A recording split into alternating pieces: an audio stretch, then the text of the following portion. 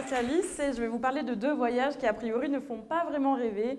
Tout a commencé le jour où mon coloc m'a proposé de partir en Slovénie en stop et en couchsurfing parce qu'on n'avait pas d'argent. Moi à ce moment-là, je n'avais pas forcément pour projet de voyager, mais j'avais besoin de changement et du coup ça a formé un combo nouveauté assez parfait que j'ai fini par accepter. La veille du départ, on apprend qu'aucun couchsurfer ne nous a encore répondu et en plus de ça, on se rend compte que le stop est impossible en Italie. Donc c'est super parce que pour aller en Slovénie, il faut traverser l'Italie d'ouest en est dans sa partie la plus large. Bref, on se lance quand même et on se rend très vite compte que c'est pas nécessaire d'être dans un pays où le stop ne fonctionne pas pour rester planté comme des cons.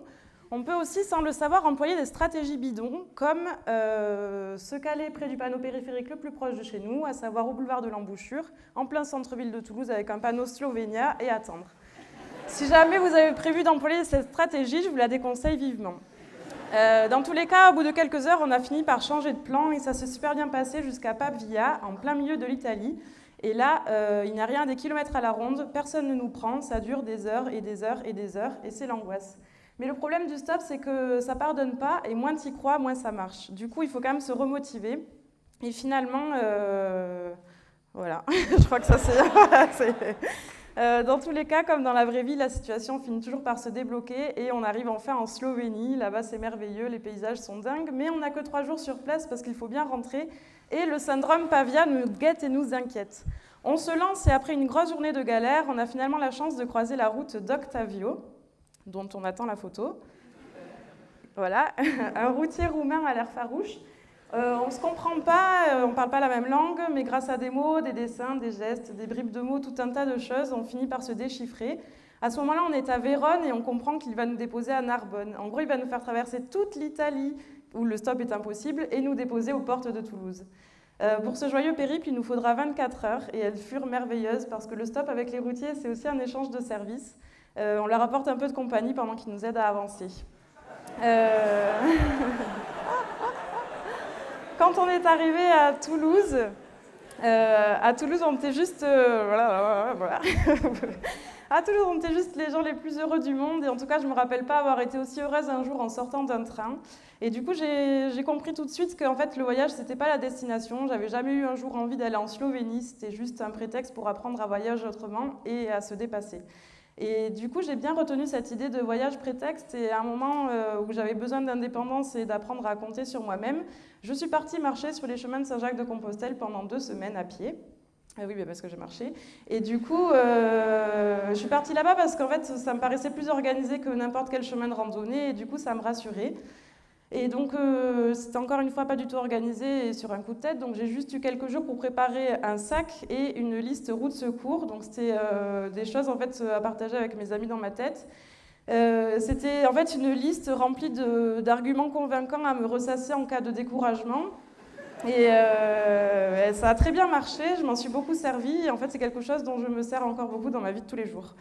La veille du départ, j'étais complètement terrorisée. J'imaginais le pèlerinage comme quelque chose de très hardcore avec flagellation obligatoire le soir. Et finalement, j'ai découvert une immense convivialité et une grande humanité.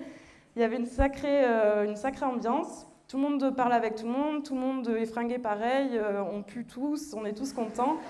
Mais par contre, il y a beaucoup quand même de vieux. Il y a un peu de jeunes, il y a des prêtres et des athées, mais il y a beaucoup de vieux. Mais les vieux sont quand même sympas. C'est ce que je voulais dire. Voilà. Il faut attendre la suite parce que je suis perdue.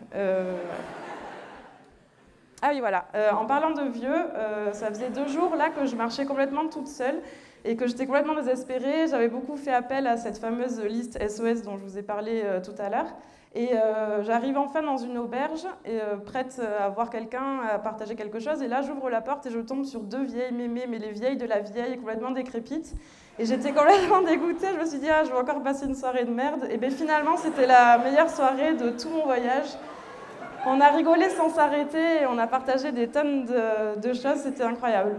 En gros, voilà, j'ai rencontré Bernadette et Francine, mais j'ai pas rencontré Dieu, je vous le dis, parce qu'il y a plein de gens qui m'ont posé la question quand je suis revenue.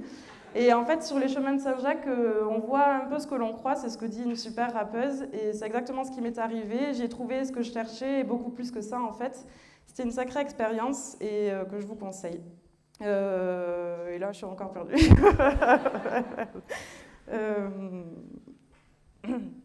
Ah voilà, et oui, parce que en fait, le voyage, c'est le trajet.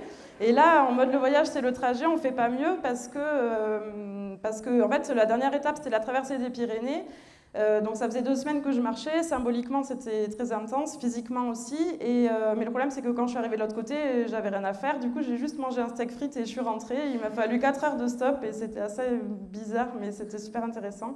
Voilà, en fait je vous raconte ces 2 expériences parce qu'elles m'ont beaucoup touchée et j'en garde un très bon souvenir et ça m'a permis de me rendre compte que c'était pas nécessaire d'aller à l'autre bout du monde pour faire des voyages, des vrais, et vivre des expériences qui te font avancer tout au long de la vie. L'intérêt du stop et de la marche, c'est que ça te permet de partir n'importe quand, n'importe où, sans avoir beaucoup d'argent. Et voilà, ce qui m'a beaucoup apporté, moi, c'est de partir avec une intention et d'y aller au moment le plus opportun. Merci pour votre attention.